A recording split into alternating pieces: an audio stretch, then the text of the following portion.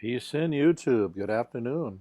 So we're on section 8 of the SHSAT from cover to cover review. My name is Greg from GregsTutoringNYC at gmail.com. I'm covering the 2017-18 SHSAT handbook. If you need a copy, please email me. I can get it to you. It's not available online anymore. We're at the point of going through the reading comprehension passages. So I am going to just jump into this. Give me 1 second to make sure we're live. YouTube has definitely changed their software in the past few days, and it's worse than ever, should I say? That's probably not true, but okay. So I have the first passage up on the screen. Let's see how far it takes us to get to it. So if we can get through it in a reasonable time, we'll do a second passage. I'm going to definitely keep this under an hour today, probably 40 minutes, maybe even less if I can. I have other stuff to do after this. I have to tutor 2 kids and some other issues as well. So screen capture your screen if you can. And what I will do is bring the passage up twice. This was actually a longer one, so that in case you can't see it, we'll go through that. So here's one larger thing. So you can screen capture the top, screen capture the bottom. And I will do it one more time. So for this, you can screen capture the top, screen capture the bottom.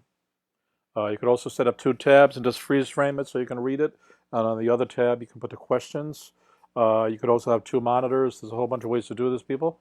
And like I said, you can, if you're catching this on the replay, you can email me for a copy of the thing. You can also pause your video as I'm answering each question, and we're just going to jump into here. So almost every passage is going to ask you what the main idea of the passage was.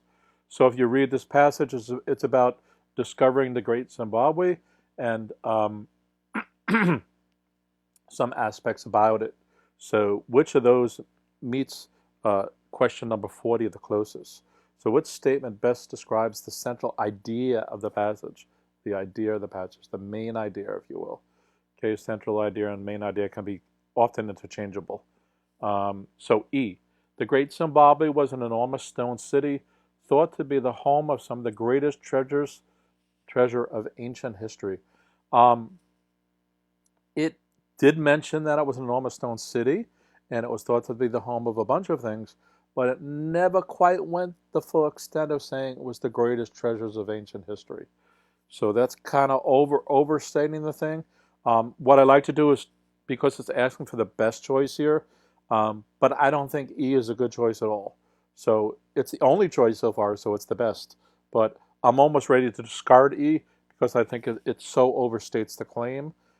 If it just says something about a great city of ancient history or something, then we have something viable. But at the moment, we don't. Okay.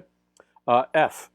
The central idea of the passage, mysteries related to the Great Zimbabwe, continue to interest historians and explorers, even though archaeologists have confirmed its origins. Sure, that absolutely seems true here. There was a number of mysteries in the passage, and this one seems to be answered. And by the way, if you go back to the passage, I meant to do this the other day, but we never got to it. So the passage actually lays out what the goal is here. Where was this remarkable city and who built it? And basically, the rest of the passage is supporting that thought. So that's really the main idea. At least 75% of it, if you will. Right? There's different aspects to how you shape the main idea, but that's certainly what the rest of the passage intends to start addressing. The intro lays out that there's this thing, and then what about it? Who cares? And the rest of the part is trying to answer the who careness about where it came from, who built it, why it was built, stuff like that. It doesn't answer all those questions, but some of them does, and that's why those things, the ones it answers, is the main idea. Because we come down to here, where in the last paragraph it says one mystery has been solved. So that's what the passage is about. Another one might be why was the settlement abandoned? So there's some aspects they solved here, and some they haven't. So where are we? We're still on 40. So mysteries related to continue to interest historians, yes. and explorers, yes, even though archaeologists have considered aren't. So yes.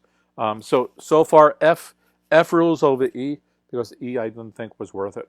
G, the history of the Great Zimbabwe was subject to much speculation until modern archaeologists definitively determined its origins. Yeah, that's what's going on here. There was different speculation based on what's going on here. African traders. There was Portuguese explorers. There was historians, Portuguese historian. Other things were talked about. There was a German geologist, right? There was these guys here, Richard Hall, and I think there was even two other guys. You had David McClellan and Gertrude, and so on. And they finally they did stuff like carbon dating it down here. So there was a whole evolution of misinformation about this place until they got to the point, and it even says somewhere it was most likely built here and so on by these people, and then it says they actually did the carbon dating to support that conclusion. So there's a long wandering process through the passage, getting to that point that G is definitely absolutely the best answer, and then H, early missteps in the study and excavation of the Great Zimbabwe ruins led to the loss of valuable evidence about the city. That is true, but that's not what the passage is about. The passage is about it's not about losing the information. Now, if they hadn't lost that, may the story of the Great Zimbabwe be different? Yeah, it probably would, but that's kind of a sidebar. You know, H is kind of a sidebar kind of issue, where G just so strongly rules. And I gave you all the support for that.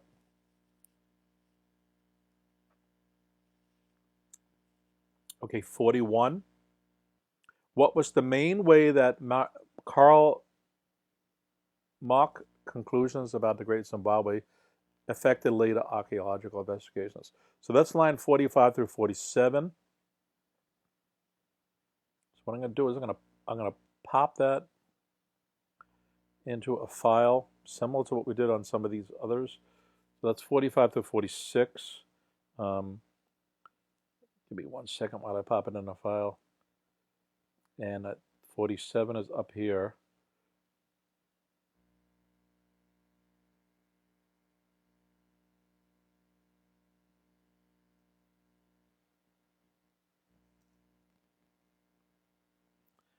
And let me drag that onto the screen.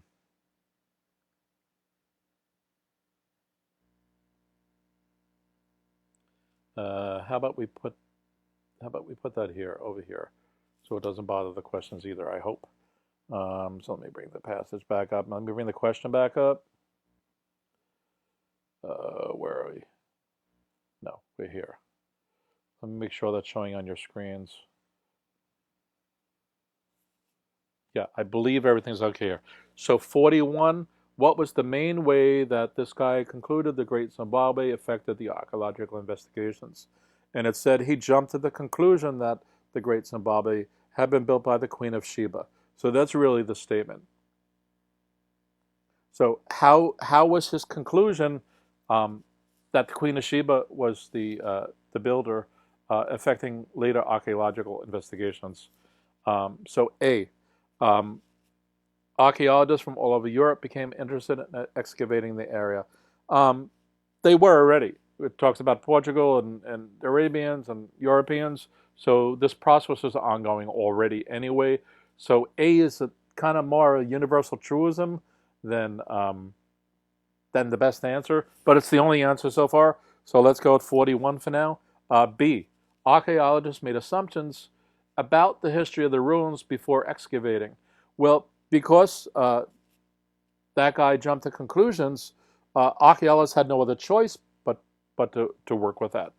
So B is absolutely true, and it's certainly better than A.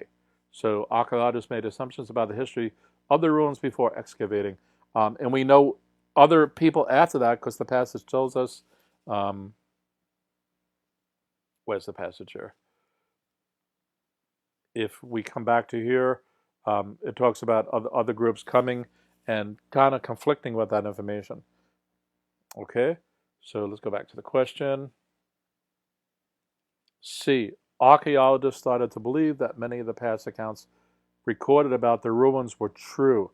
I think that's kind of a wishy-washy one.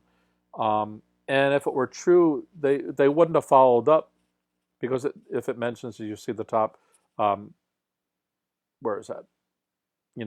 They sent this guy here to investigate, to guess the guy who jumped to conclusion. They wanted to more or less be sure. So if we go back to that question, although some of them may have wanted to believe it, they were still doubtful, and they wanted to continue kind of trying to verify it. So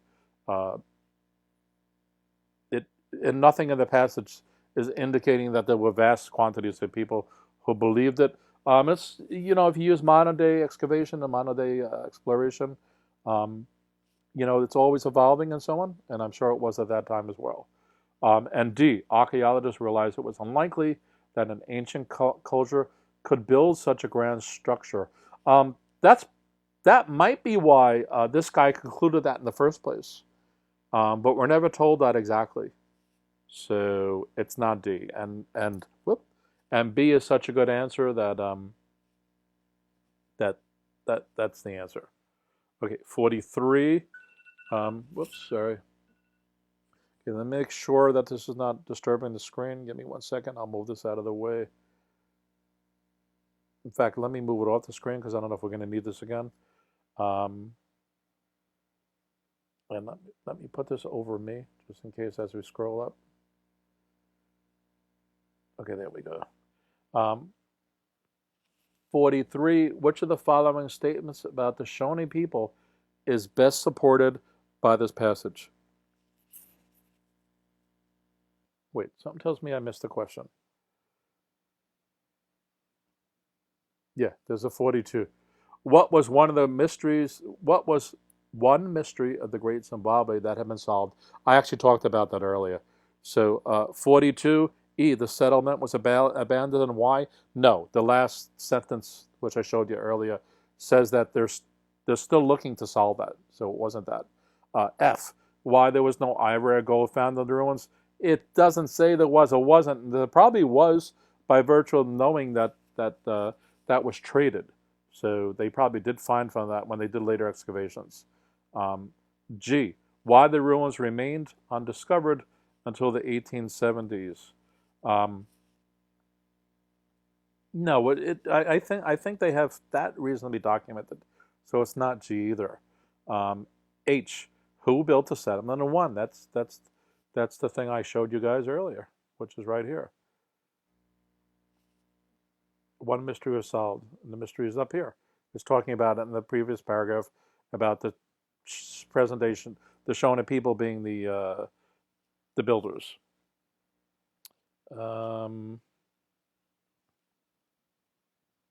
Okay, so now we're on 43. Which of the following statements about the Shawnee people is best supported by the passage? So that's still that same line here. The Great Zimbabwe was most likely built during the thing by the ancestors of the present-day Shawnee people.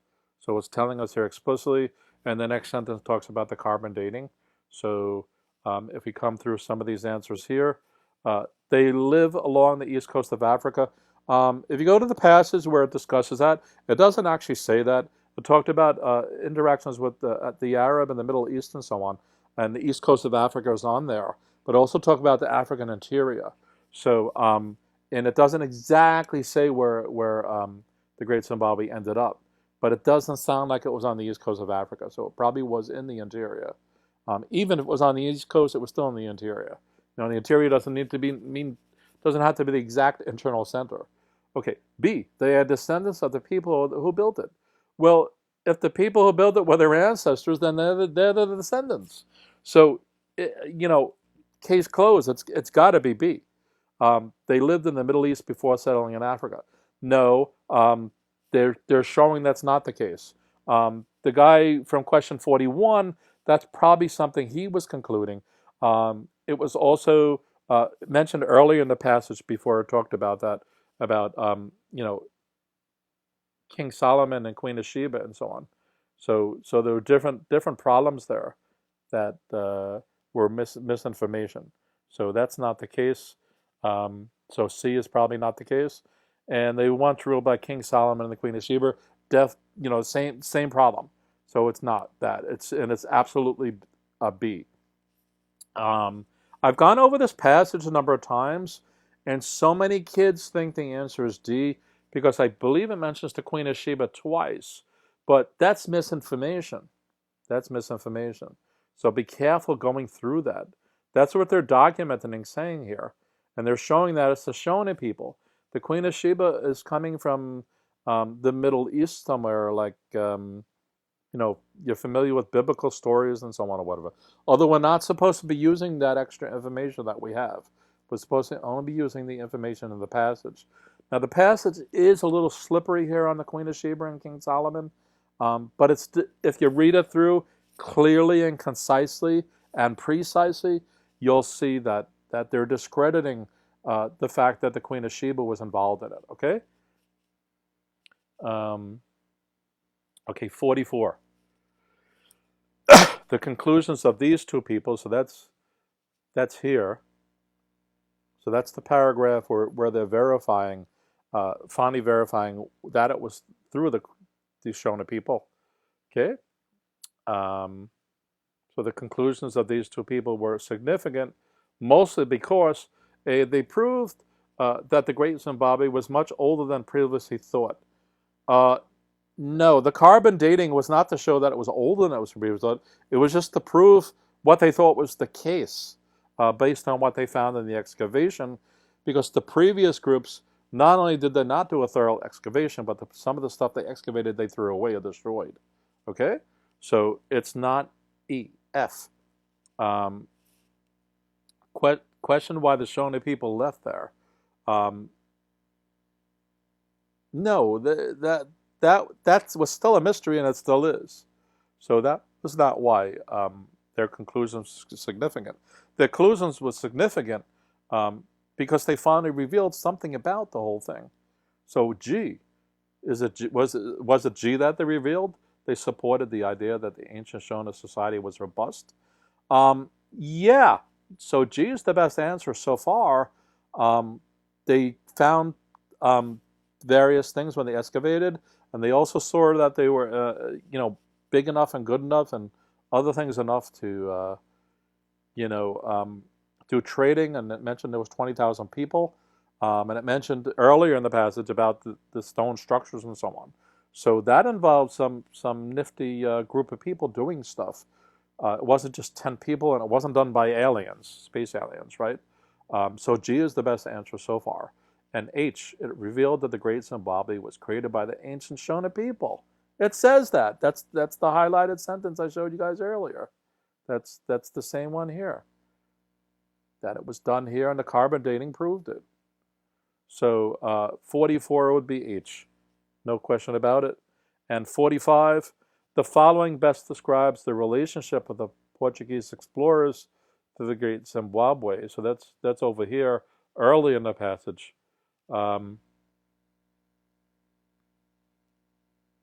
Well, the explorers are related to here, where they visited Africa searching for gold. Okay? And they never found the Great Zimbabwe. They got the stories from the Arabian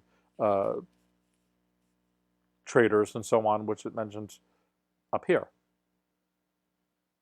Okay? So if we go to, what question are we at? 45, the following best describes the relationship of the Portuguese explorers to Great Zimbabwe. A, they searched for it, but they were never able to find it. Clearly, they couldn't find it, right? We have the thing about the historian and then the next step. But the historian was not inconclusive. And it was the historian only related things he was told. He never saw it. So they never found it. So A is pretty good. Let's see if it's the best answer. They hoped it was as grand as they were told by the traders. For sure. If it had gold and other things and things like that, that would have been a fantastic find for them. But it doesn't go that full mile. It just more or less says that they were just searching for it. It doesn't give us anything about their emotions or their what exactly further was going on. So this is a leap of an inference. It's almost teetering on a prediction here. So A is reinforced and supported by the passage. B steps kind of over the bounds, and it's starting to get a little out there. C, they knew it was unlikely they would find the stone city. Again, the passage never even mentions that.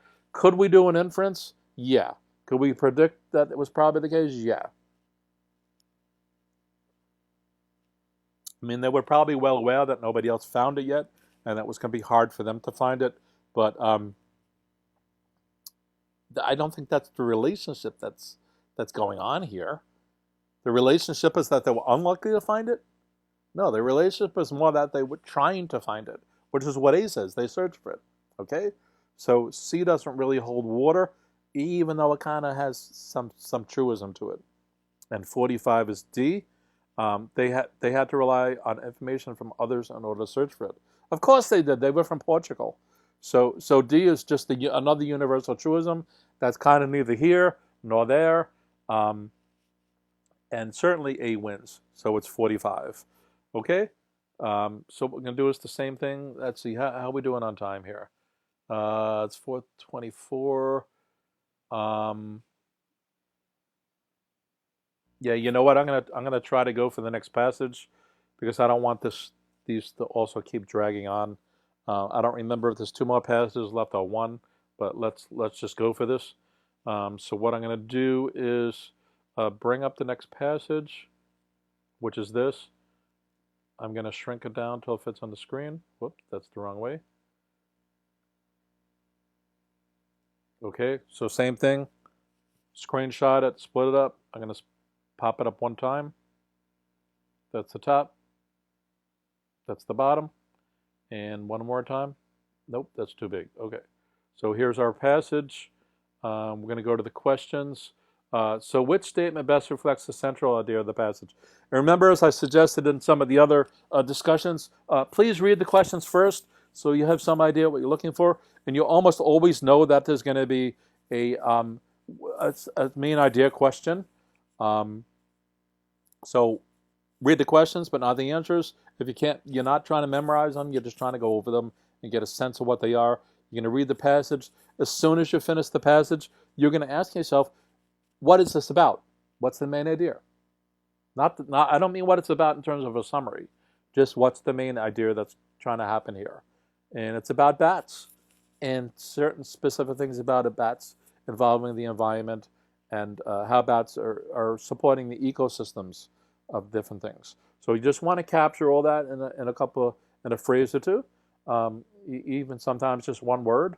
It's great to know it's about bats and not something else. Some kids will not even know that. So what you want to do is capture the spirit and the essence of it in a central idea, and it can be vague. You don't need to be super specific here because all you're going to do is rule out some of these answers here. All right? And what you're going to do is when you get to some of the other questions, it may look each time that we're only talking about main idea for a question like number 46 here, but some of the other questions are trying to support the main idea. So if you have the main idea in your mind, it becomes more focused to answer some of the other questions, okay? Because often they're about supporting things on the main idea. So if it's asking specifics about that, you're going to often stay in the spirit of the main idea, but also in the context of whatever the question is. Because some questions have nothing to do with the main idea, right? It could be asking about your vocabulary or something about the tone of the passage or something, all right? Which is certainly related, but it's not exactly equal to the main idea. All right, so 46. What's the main idea? Bats provide numerous benefits to the environment and should be protected. Certainly it talked about that. So E is not in left field. Let's see if it's the best answer, though. It definitely works. F, bats are still considered pests, even though people understand that bats are helpful. So yes, the passage starts off saying F, and that they're ugly and other things, and then it explains why kind of people are wrong. But that's not the central idea of the passage. So E still rules.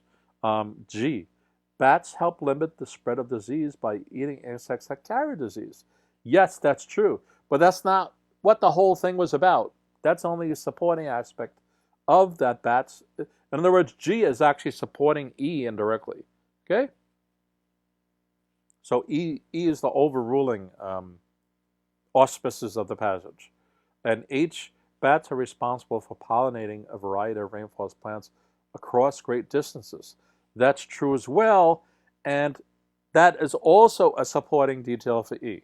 So for many reasons, E rules. E definitely rules. Okay, let me make sure we're still live. Yep, we're still live. Okay, good. Which of the following best describes animal species that function as a keystone? Line 35. So if we go to 35, that's here. Because of the importance of bats' role in pollination and seed distribution, scientists consider them a keystone in the ecosystems of tropical rainforests. Okay, great. So that's the context of what they're looking for. So because of the importance of bats' role in the pollination and seed distribution, scientists consider them a keystone in the ecosystem of tropical rainforests. So which of the following best describes an animal species that functions as a keystone? So think of the context they gave of the pollination and so on. A, they can be threatened with extinction. That's a no-brainer, so that's a silly answer. Any of the animals that can, whether they're keystone species or not. Okay? B, they are a food source for other animals. Nothing in the passage tells us that bats are a food source for other animals. So even though that may be 1,000 times true, the passage doesn't even tell us that, so we can't go there either. Okay. C, they pollinate many different types of plants. Yes, that's good. Okay. So 47, we got C so far. They pollinate many different types of plants. That's what it told us. And D, they help maintain the balance of their environment. D also wins. So A and B are not there. So we're left with C and D. And how do we distinguish between the two of them? If we go back to what it said, bats' role in pollination and seed distribution, scientists consider them a keystone in the ecosystem. So what are they talking about there? Where is that question again? So in other words, C and D seem super duper close. It talks about them pollinating, right? That's what it says. And seed distribution in the ecosystem of the tropical rainforest. So they're definitely pollinating many different types of plants, and they are definitely helping maintain the balance of the environment. But it seems to me that C is a sub aspect of D. Okay? So these by themselves are pretty equal until you notice that, oh wait, C is incorporated within D. So D wins. Okay? And it's clear when they were talking about the ecosystem and so on, they were not just talking about pollination.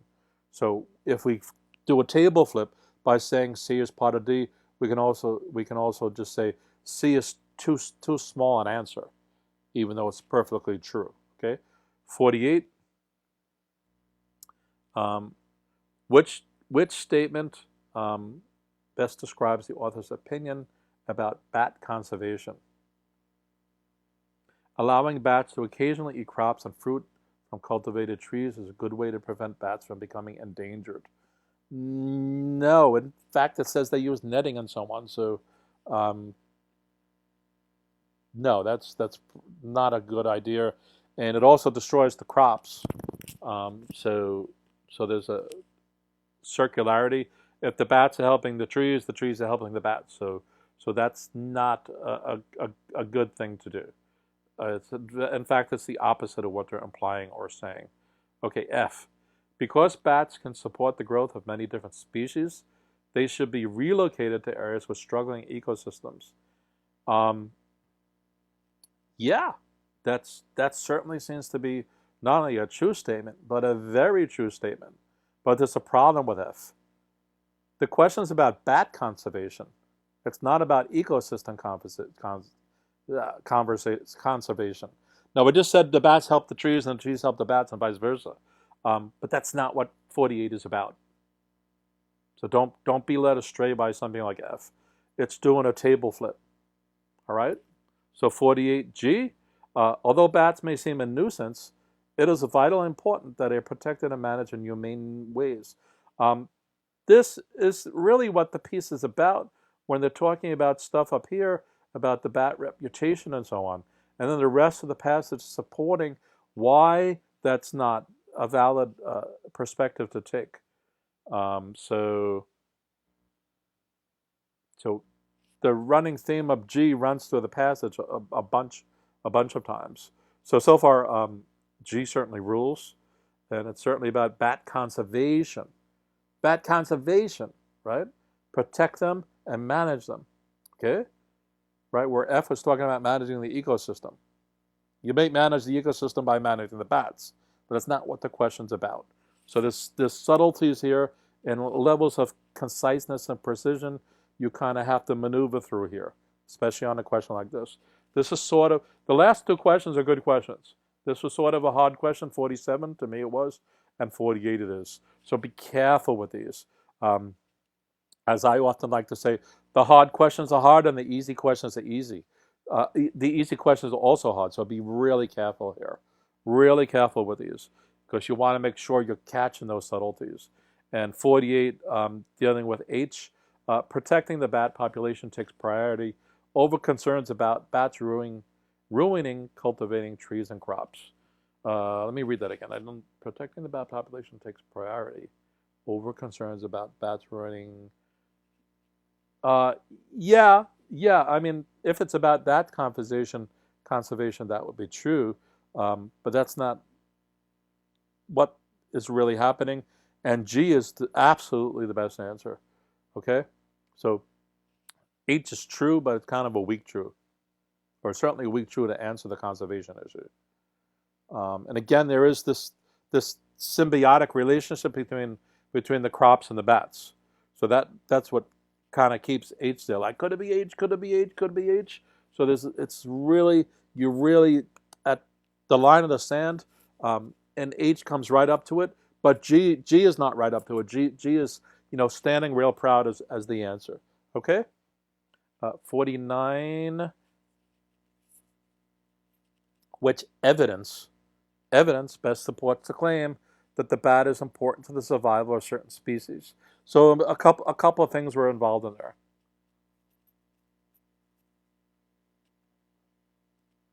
A, the details about how bats pollinate the Iroquois tree.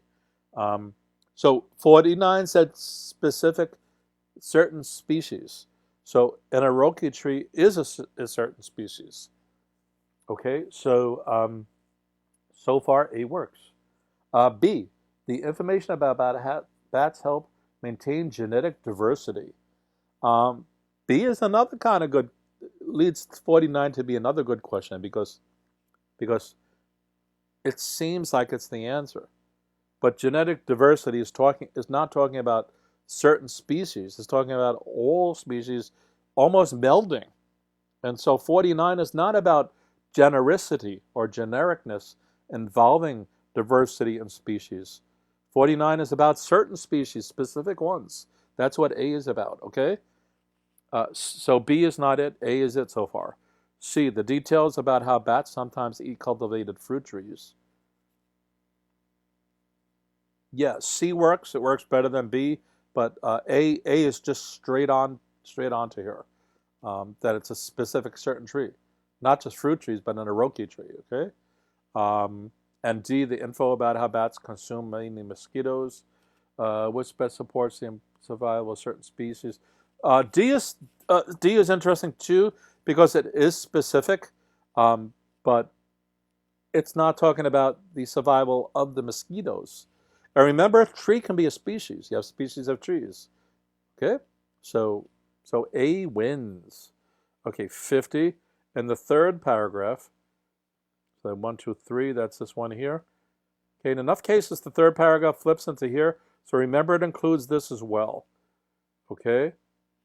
So let's see. Because of the importance of the bat's role in pollination and seed distribution, Scientists consider them a keystone in the ecosystem of tropical rainforest.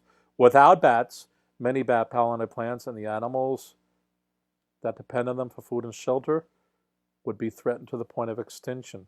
Areas outside the rainforest would be affected as well, since the rainforest's lush vegetation replenishes the oxygen in the global atmosphere.